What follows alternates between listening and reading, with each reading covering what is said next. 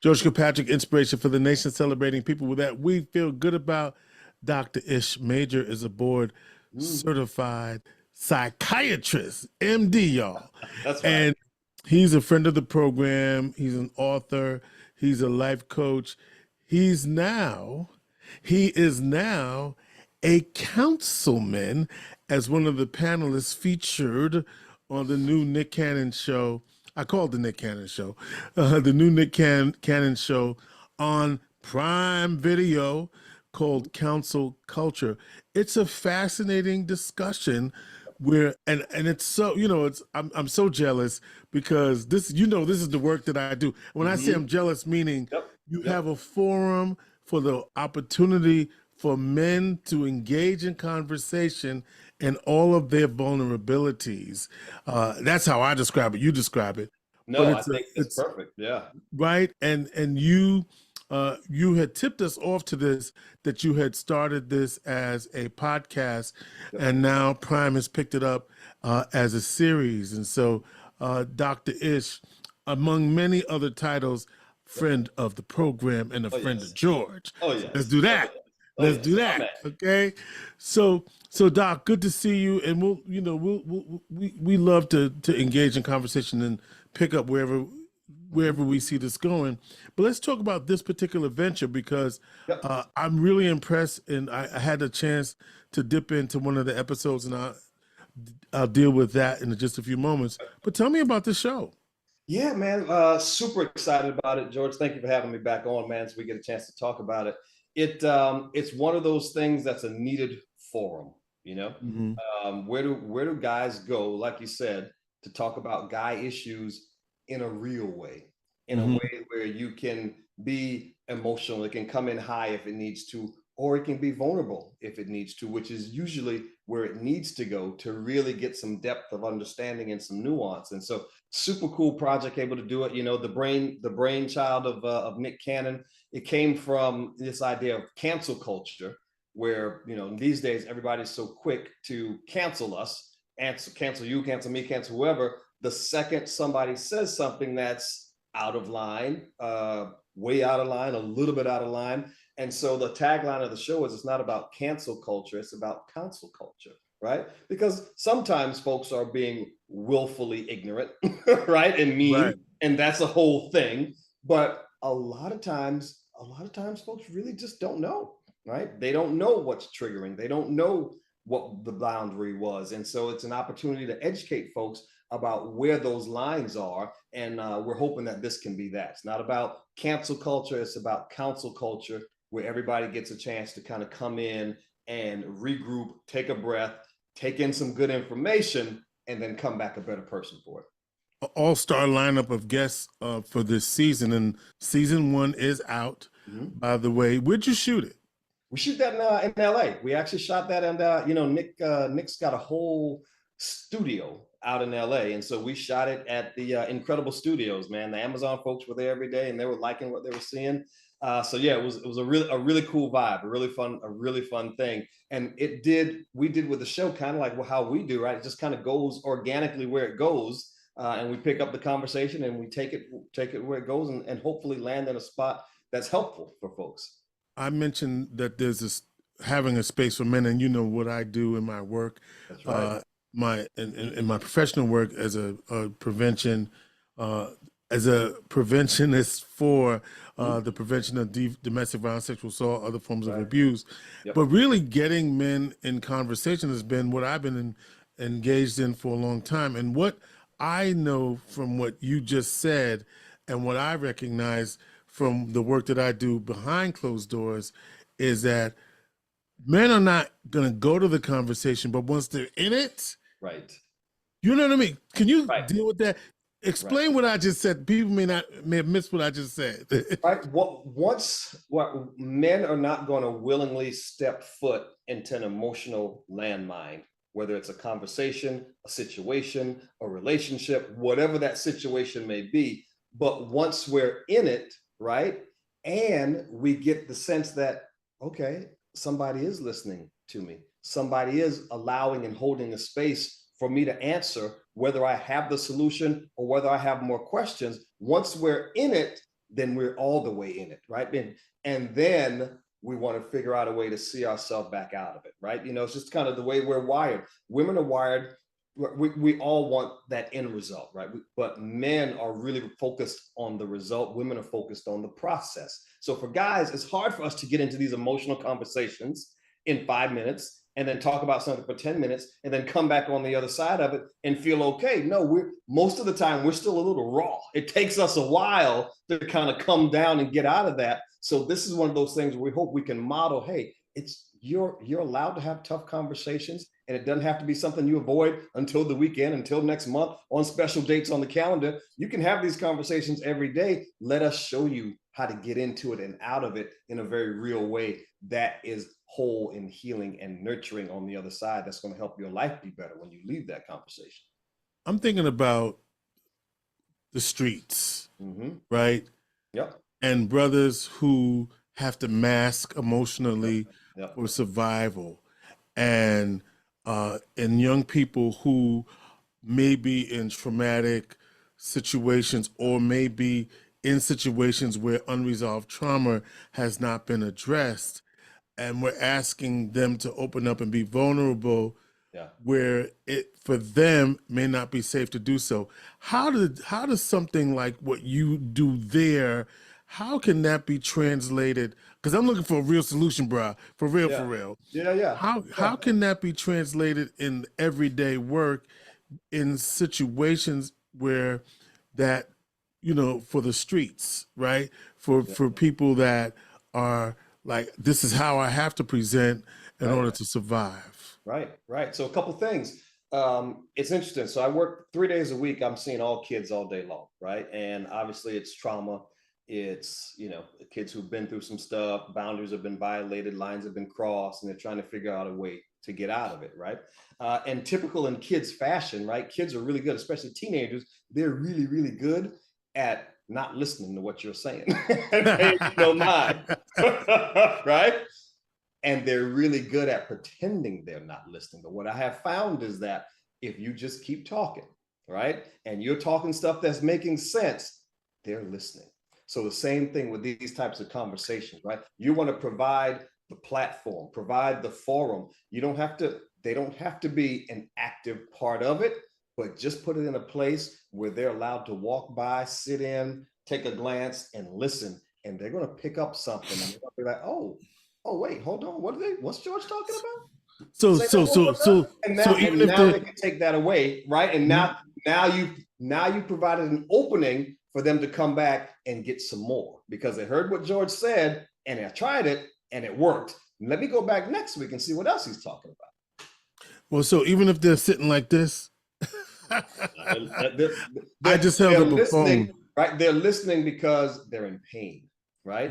That mask that you got to wear in the street every day is heavy. That armor, when you got to suit up in the morning, it weighs 100 pounds and you can't wait to find some place where you can just go set it off for just 5-10 minutes. You know what I mean? And so they're listening for that opportunity because kids are really good truth tellers when it comes to understanding where it hurts, right? When you talk about folks out slugging it out there in them streets, they're really good about knowing where it hurts. And so when they find some place that might offer a soft landing, they may pretend like they're not listening, but they're going to be dialed in. They're going to be tuned in. So I think our job, folks like me and you, is just to make sure we're having those conversations in as big a way so that people can hear the voices, We're talking with Dr. Ish Major. Speaking of voices, one of the co-host panelists on Counsel Culture. Find it on Amazon Prime Video. Season 1 has dropped, and so we encourage you to check it out on your Prime Video account, Amazon Prime, right? Doing it that way. So I dipped into episode number 1, Doc, and you were talking about anxiety and depression. I have a lot of questions about this. So let me start by asking you to define the difference between anxiety and depression. So, the interesting thing is normally anxiety and depression goes hand in hand. So if somebody's got clinical depression, that means you're clinically depressed, right? Which means more days than that. We got 7 days a week. If you're crying for no reason 4 out of those 7 days, then you probably have some depression, right? If you have zero energy 4 out of those 7 days, strong chance you might have some depression. If you are not sleeping 4 out of those 7 days, or sleeping too little or too much 4 of those 7 days, strong chance you might have depression. If you're having thoughts of no longer wanting to be here on any of those 7 days of the week, there's a strong chance that you may be clinically depressed if this has been going on for more than 2 months in a row, right? And you can't identify the reason why, right? You and I talk about our moms. My mom died 10 years ago. Okay, there was a reason I was sad for the next 6 months after that, right? That's not a clinical depression. There's a thing that happened that we're trying to move through.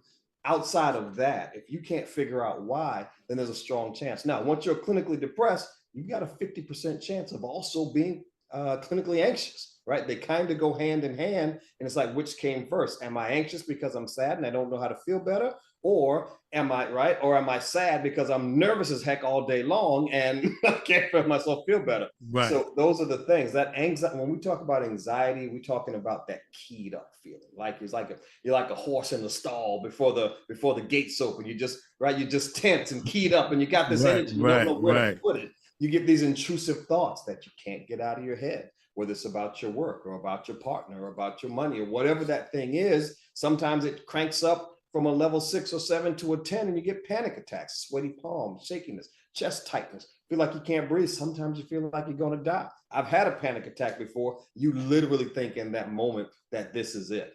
All right. And so that's when we're talking about clinical anxiety and depression. It sits with you and you can't shake it no matter what you try. When I hear the word clinical, I hear I've been diagnosed, but is that what you're not necessarily talking about that, or are you saying that I've been specifically diagnosed? I'm talking about that because the problem is if you're talking about us, right? Yeah, that's where I was going. That's where I was going. If you're talking about us, people of color, we don't get diagnosed, right?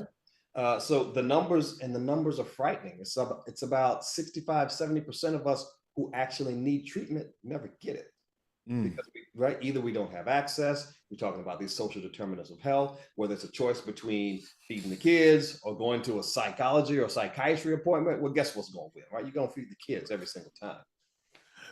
Or is it, or how much of it, Dr. Ish, is that I don't have time to think about that as I'm trying to move through and get food on the table, or the partner who disappointed me yet again, or the job that I don't like yet again. You know what I mean? So how do you confront? Yeah. Let's talk about us, right? Because that's that's one of the areas of my interest, Black people. You know, how do we make room for the feelings that we have? Because a lot of history in our genes, in our bones, Dr. Reverend Monicum talks about this, the trauma in our bones, right? A lot of it is, oh man, you haven't had to deal with what our people have had to deal with.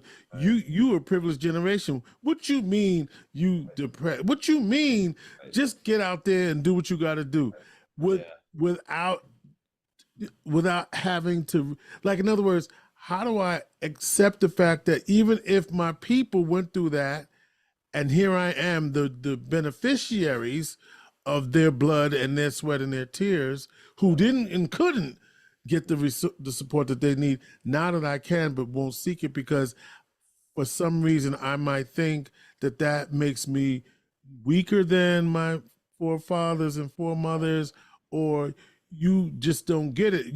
Or like Big Mama, who for some had to carry the burden for everybody, raising all the kids, and never really had time to think about getting support for mental health. I just said a whole lot there. I'm gonna just step back and let you deal with that. Yeah, no, it's like, so think about it, right? We're one of the things that I'm big on is telling yourself the truth about where you are and who you are, right?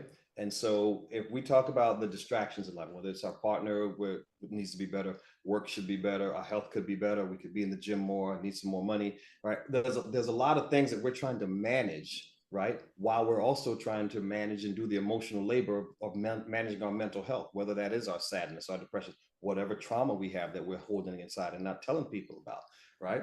And so if you tell yourself the truth about how well you are managing those other situations, the answer is probably not very well, right? So here's a pause button where you can actually focus on the thing that if you heal that, if you get that 10% better, you can do everything else 50% better, right? So if we're telling ourselves the truth about Black folks in America, there's no other people who've been brutalized like us, who've been diminished like us, who've been degraded like us, who've been humiliated like us, who've been made to feel that we are ashamed of who we are like us. They helped us feel so ashamed of who we are, we do it to each other without even realizing it, right? And so now, like you mentioned, now there have been generations of warriors, right? Who they endured stuff that we will hopefully, Right. hopefully will Hopefully, never have to right again. now. Come The way on. this country is going, we are not so sure, right? Right. So hopefully we'll never have to endure again. So the other thing is you feel like, well, I don't want to let Big Mama down, right? She had to put up with this and climb that mountain. And all I've really got to do is pick up my phone and sign up for BetterHelp.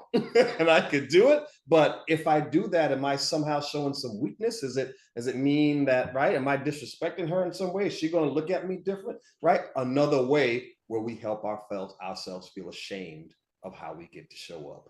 Right. So just like there's such a thing as generational trauma, where that trauma gets passed down in our bones generation after generation, there's also the opposite of that, right? Of generational problem solving skills that we don't have, right? Generational healing that we don't have. And so somebody's got to stop it. Somebody's got to break the cycle. Somebody's got to be the one to say, hey, you know what? I think there might be a better way for us to do this, y'all. Right. Yeah. And I'm gonna see if this person over here may be able to give me some life skills that we don't have yet. Right. And there's nothing wrong with, they don't have to be ashamed of not having it. Right. The shame is it's available and you don't seek it now. Right. Whew. I mean, and I'm thinking about this in the context of the show. By the way, Dr. Ish, one of the panelists on Counsel Culture series with Nick Cannon on Amazon Prime. Download, see it, watch it. It's particularly for Black men. In fact, each episode could be a workshop. Really, Absolutely. I mean, each episode. Yep. And we go through the things that we need, right? So the first is depression and anxiety. Then we talk about grief and loss, something you and I have spoken about at length on and off camera. We talk about addiction with Lamar Odom, right? We talk about modern dating and all these trends that these young brothers are feeling. And they're like, right where they are now, they're like, I think I'm ready to punch out. I don't think I want to join the dating game, right? So we talk about all the mental health in sports. We talk about all of these different things. Love. We got your boy August Alsina on there talking about love.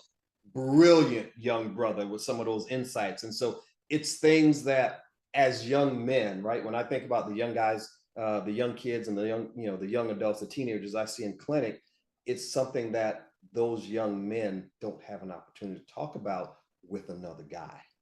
Which is what makes this cool, right? So if you're 16, if you're 22, if you're 26, sometimes 36, you still, right?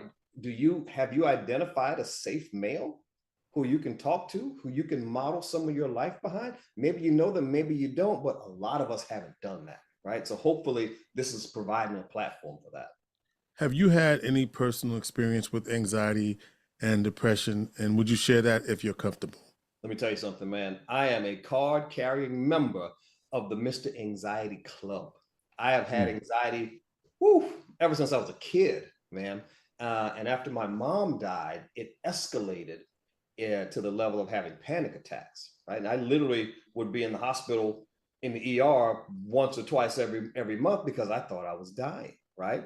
And I guess a part of me did with her, or so I thought. Because when my mom died, right, the thought that I had, and you may understand this also, was that the next day or the next few days afterwards, I came to the terrifying thought that there's no other person in this world who's ever going to know me like she knew me, right?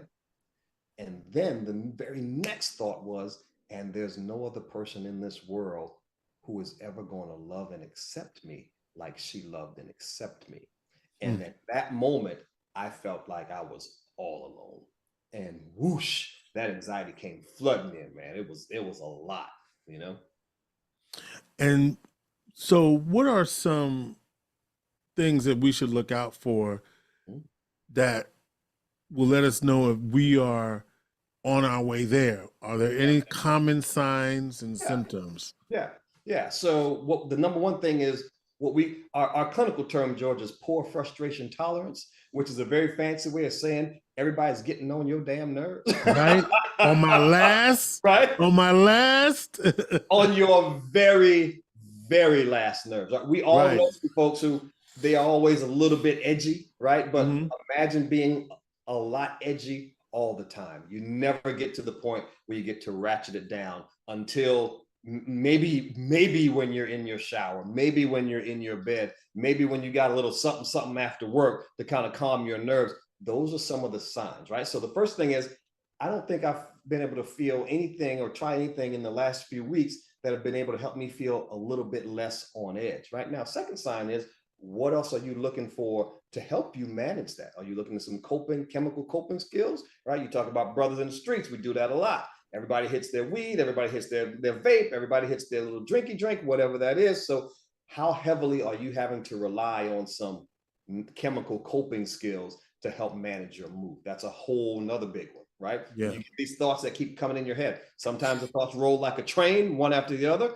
or sometimes Hmm. it's one thought that you just can't get out of your mind. You go to bed sleeping about it, thinking about it, you wake up thinking about it, right? That's anxiety talking. We call those intrusive thoughts, right? Thoughts that you can't get out of your head.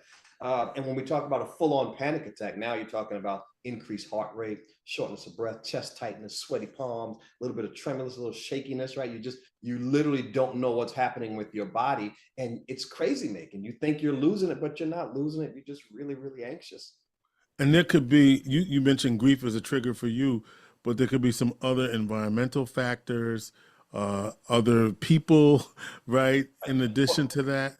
It could be anything. It could be work related stress, right? Right. Microaggressions at work that just are piling up. It could be, a lot of times I see, it's partner related stress, right? When our home environment isn't quite right, right? That's a whole nother thing. And a lot of us, man, a lot of us, men and women, and our trans brothers and sisters, a lot of us are carrying around some trauma we never told anybody about, right? Mm. A violation, a boundary crossing, this thing that happened. Somebody said the thing, somebody did the thing, somebody touched me in that place. And we're carrying all this around, and we do this thing called stacking, right? So we stack the one thing, we don't resolve it, and we get back out there and figure we could just trudge on. And then another thing happens, we don't resolve that, and we stack all of these bad things, these pains, and then it just comes out in ways that we can't control in the form of anxiety and depression. Man, so I want to stay with this thought. We talk about organic, so this is what we're doing here. You triggered me to ask you about the boundary crossing and the fact that people are walking around and in families who didn't protect them from the predator in their own family. Right. And I'm a really big one on that because I feel like families have caused so much harm to people who have been touched inappropriately Right. and have not had the support. Yeah. What are some ways, Dr. Ish, in this moment that for that person who's listening, watching, that has never been able to Yeah. disclose, Yeah. what might you say to that person right now in this moment where that might be a cause of anxiety for them Yeah. and then lead to behaviors that are masking the Yeah. thing that really happened to them? Right. Right. Well, the first thing I would say is, don't be afraid to tell. Don't be ashamed to tell. You, because the thing about that type of violation, if we're talking about molestation, sexually inappropriate behavior, whether you're a minor or whether you were not a minor, right? It was something you didn't consent to.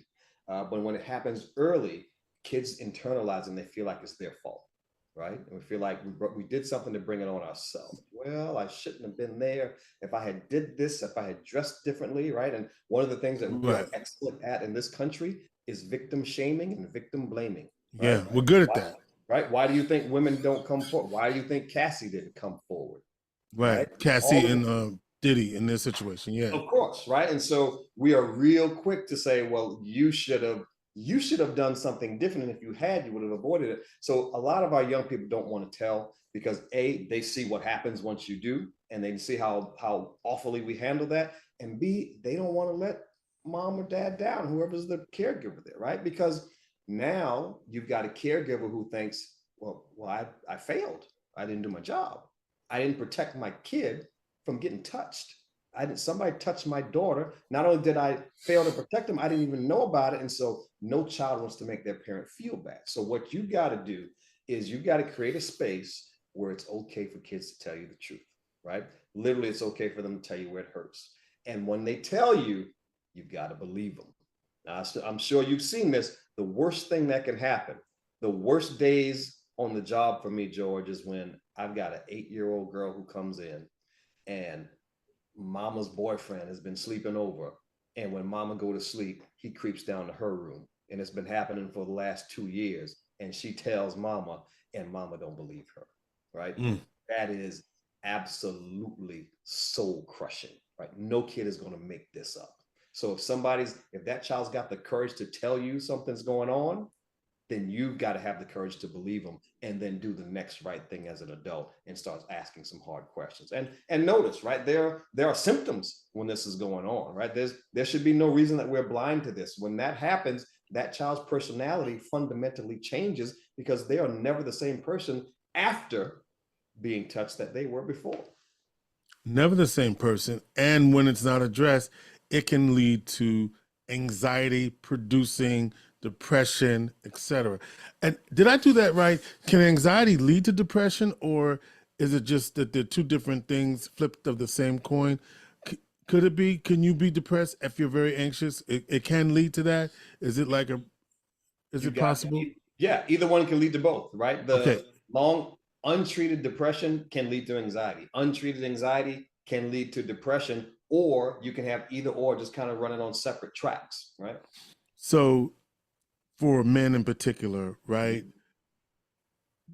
Therapy, which is I'm hearing more people look at therapy, especially Black men. Are we doing that? Yep, we are. We are. We are because it's now we're talking about it on different platforms, right? Platforms like this, podcasts are talking about it. Right. And once you hear something true, once you hear something that might be able to help you feel better, you can never unhear that, right? Yeah. And every time that pain comes back on, at some point, you're going to say, hey, you know what?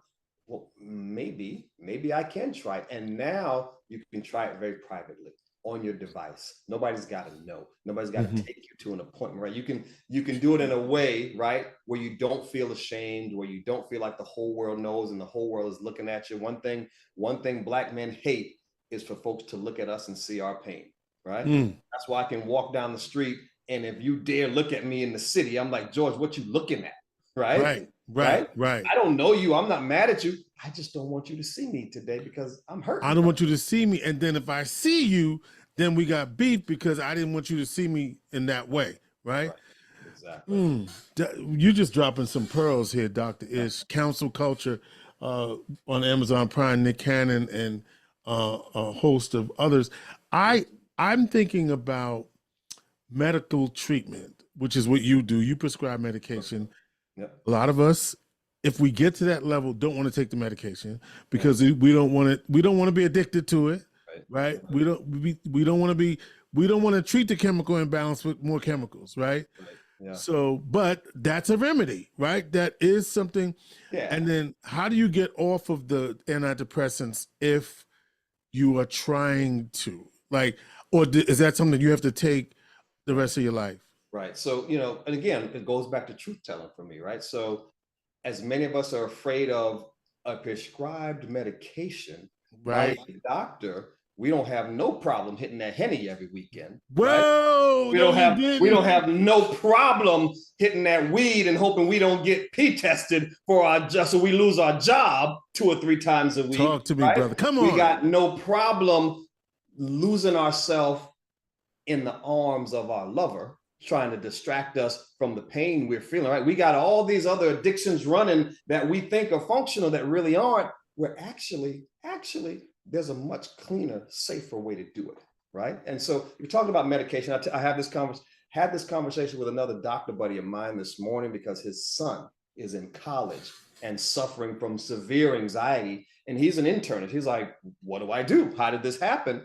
And so it's the same situation. Is it a medication or is it therapy? So I'm one of those rare psychiatrists where I do both. I'll do probably 60% therapy, psychotherapy, and kind of help you unravel the root cause of why it is you're feeling depressed. Because there's usually, once we start peeling back the layers, there's always a reason, right?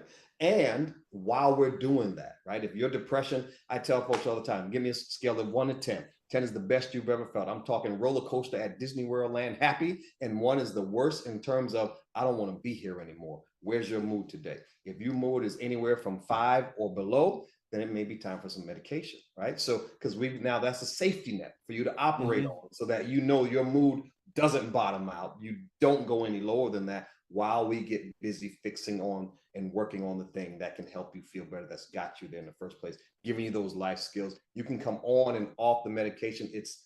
If you're talking about something for anxiety, George, you're talking about a benzo like a Xanax or something like that. Yeah, those are very addictive, right? And so you've got to be careful about starting low, going slow, and then tapering that dose off when it comes to time to being stopped once you're feeling better. If you're talking about something for depression, those are a little bit longer acting. You come on, it takes about 2 to 3 weeks for you to feel anything. And once it starts working, you can crank that dose. You can be on and off in as little as 3 months, 6 months, less than a year, ideally. And then again, taper that dose off slowly so that you don't feel weird when it's time to stop.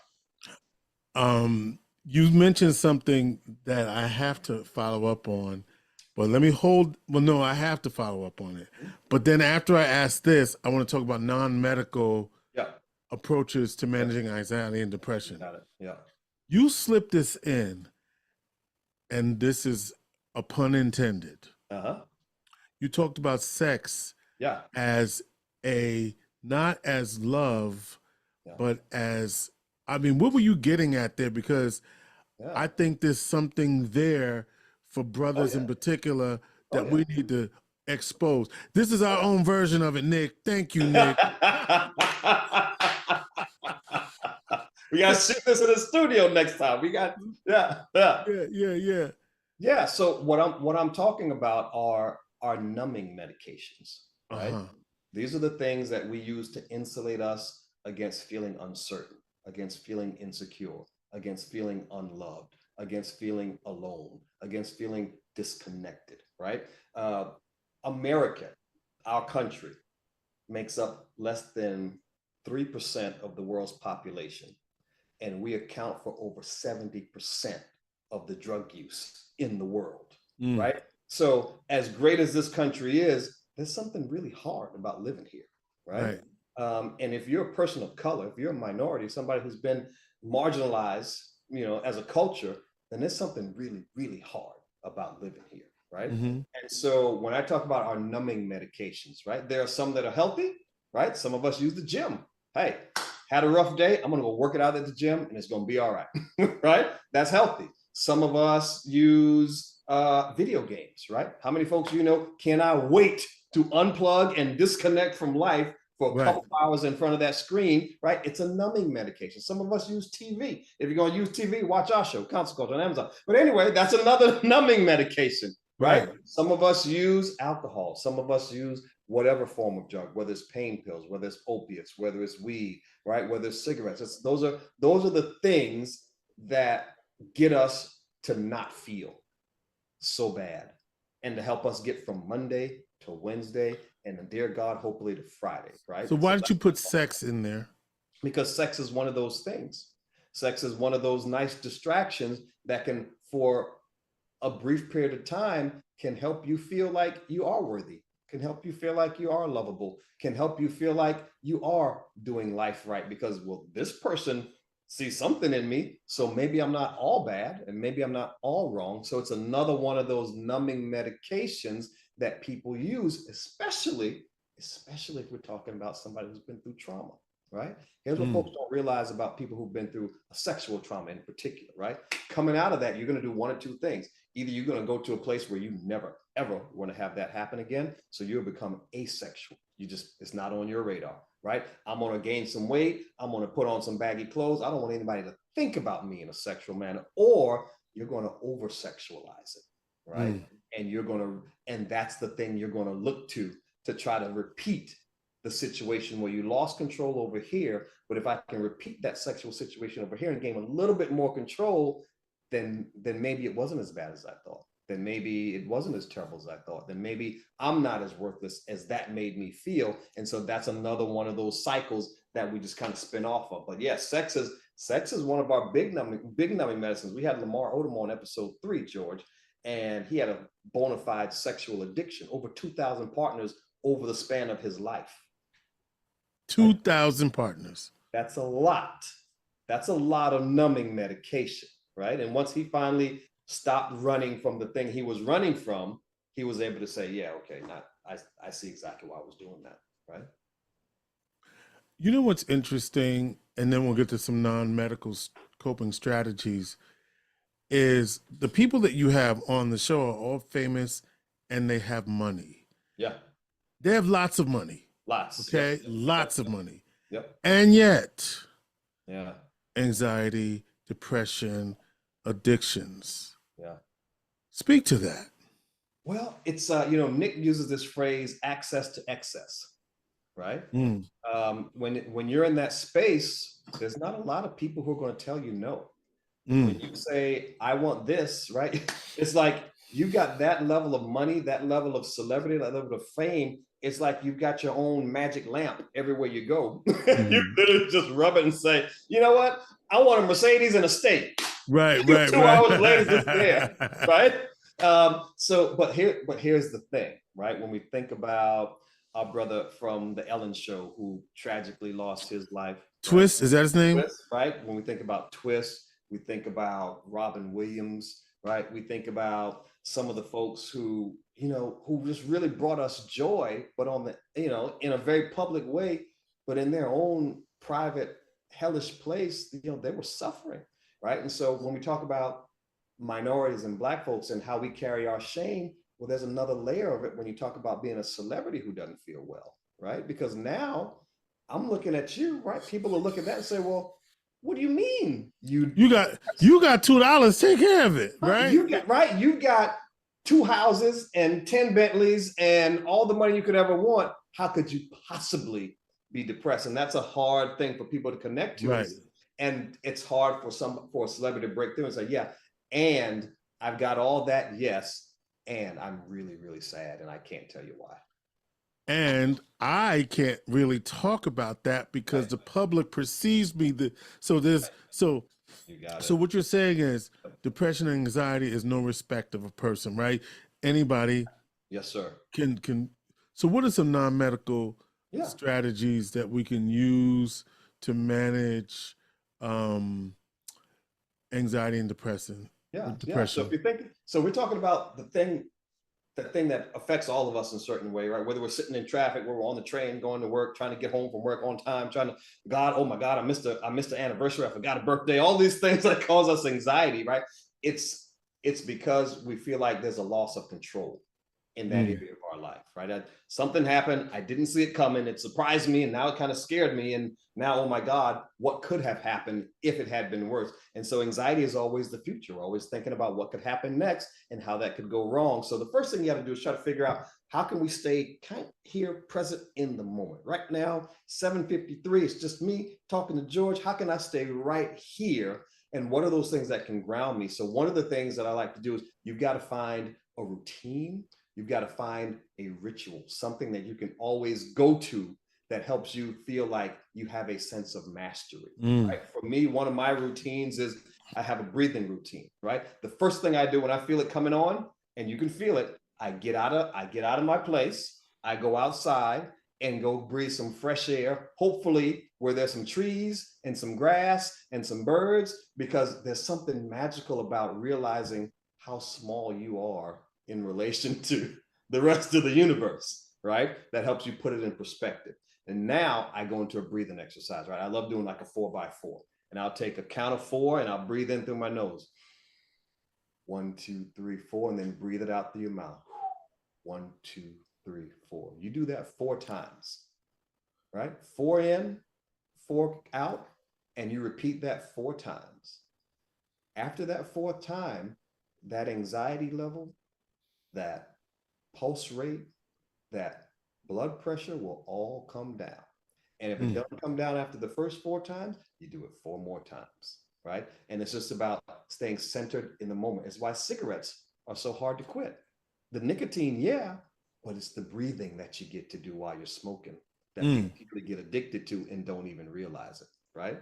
So that's a really cool one to do, right? What's a routine you can inject in your life, right? What are some things? Figure out the most stressful part of your day. Is it in the mornings when you're getting started and you got the kids go off and you got your partner and you're kind of rushing to make sure you're on time, right?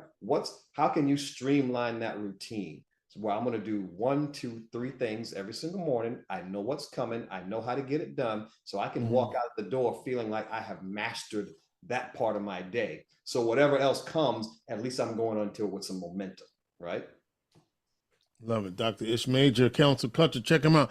Hey, Doc, look, I love it because we covered a lot of things here in this conversation. And we want to remind people that for brothers, I know that support systems are critical. Yeah. And so as we wrap here, Doc, how can we support one another as brothers, Black men? You and I are in fraternities. I'm in the right one. I don't know what you did, but anyway.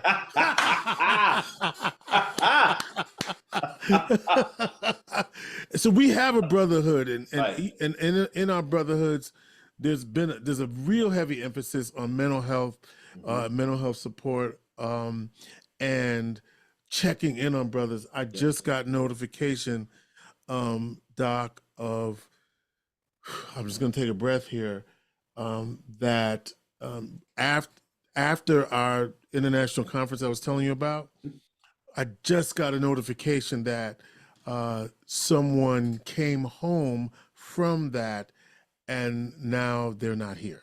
Okay. Oh, man, I'm sorry to hear that. Okay. Yeah. And, no one saw it coming. Yeah. They left, they came from that event. Yeah. And then took their own life. And so for many of us, when we hear something like that, the first thing we go to is, what did I miss? Right. We're in what we might feel is the epitome of fellowship, but something that we didn't see, that we going forward, what can we do to support one another? I'm not going to go, because I don't know what that situation is. Yeah. I just know that an incident occurred, okay, where somebody did that. Well, the numbers for that, George, are pretty critical, man. Ever since COVID, 1 out of every 3 of our young women have thought about suicide in the last year. Right? Think about that number: 1 out of 3 who told, right?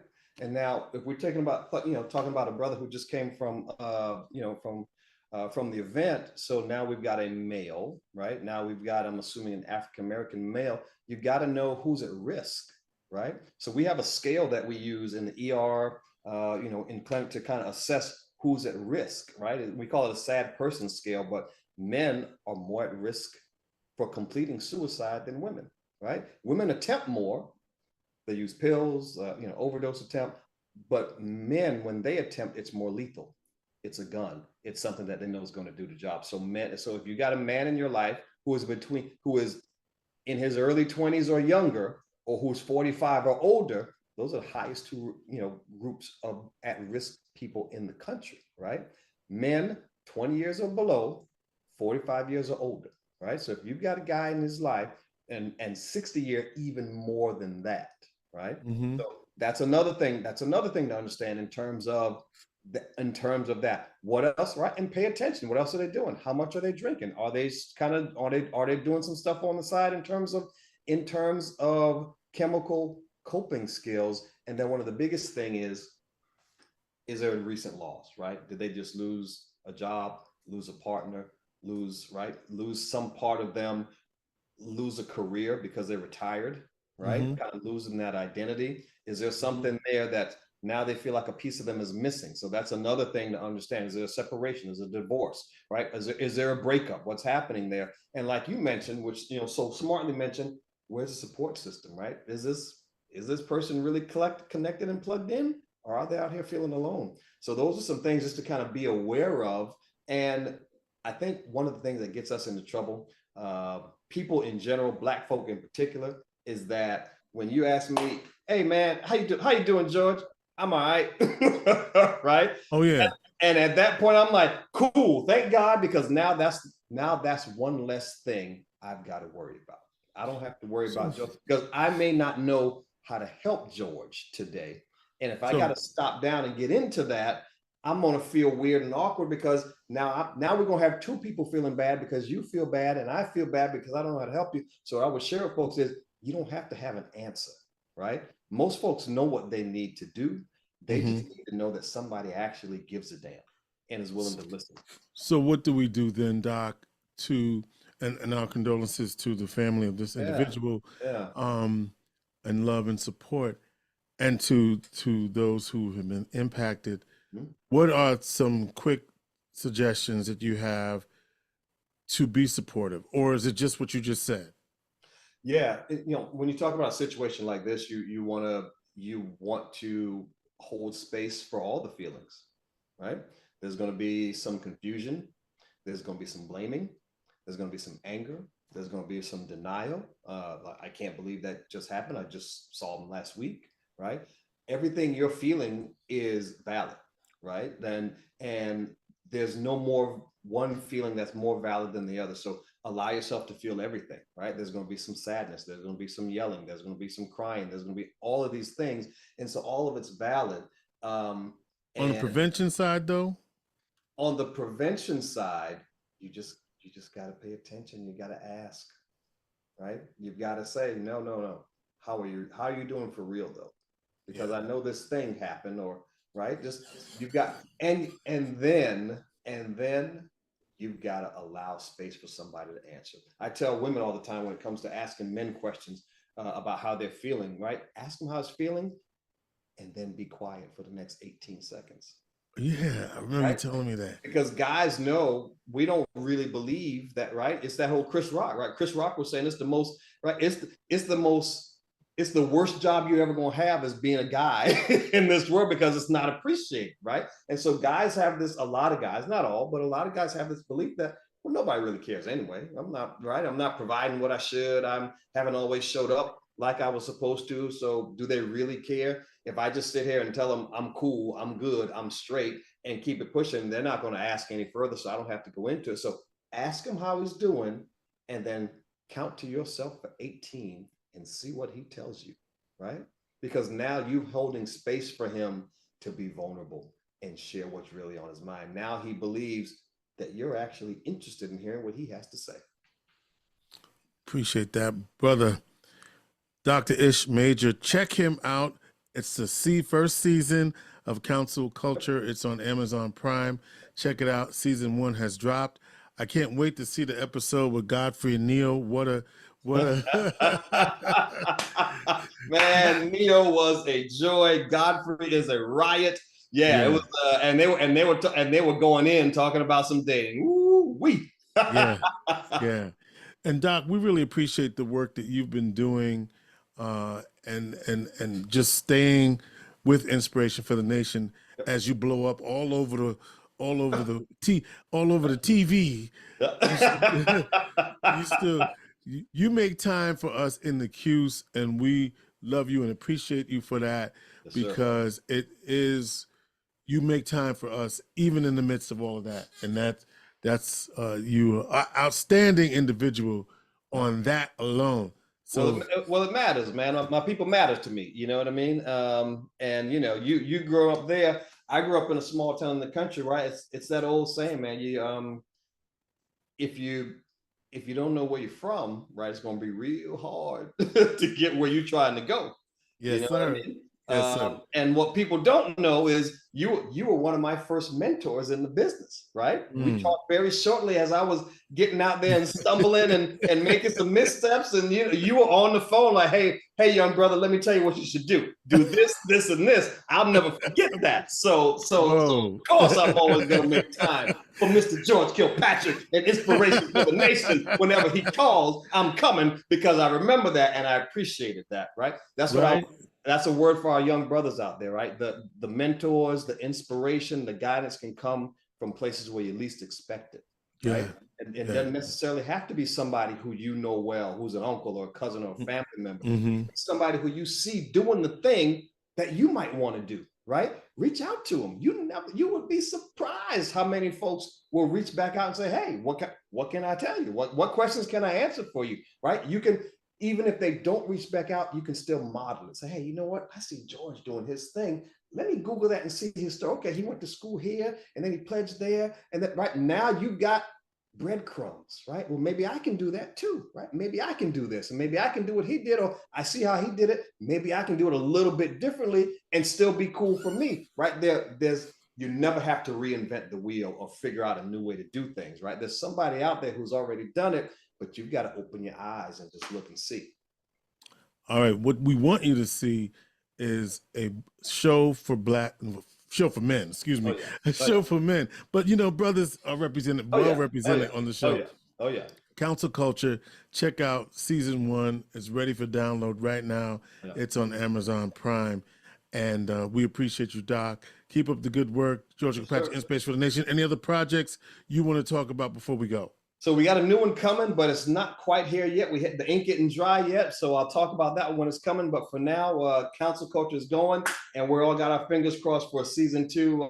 People are really, the feedback has been incredible, man. The messages I'm getting from the folks on Instagram, keep sending them in. Brothers are talking about, men are talking about, hey, man, I watched the episode on grief. Just wanted to tell you, I called a therapist for the first time the next day, right? And so just really cool things are happening. Yeah. All right, that's Dr. Ish Major, Counsel Culture with Nick Cannon and crew on Amazon Prime. Here on Inspiration for the Nation. Dr. Ish Major, ishmajor.com, where you can find all of his stuff, books, lectures, everything. He's doing the damn thing. Watch him on Twitter, Instagram, giving us daily advice. We appreciate that as well. Inspiration for the Nation with Dr. Ish Major.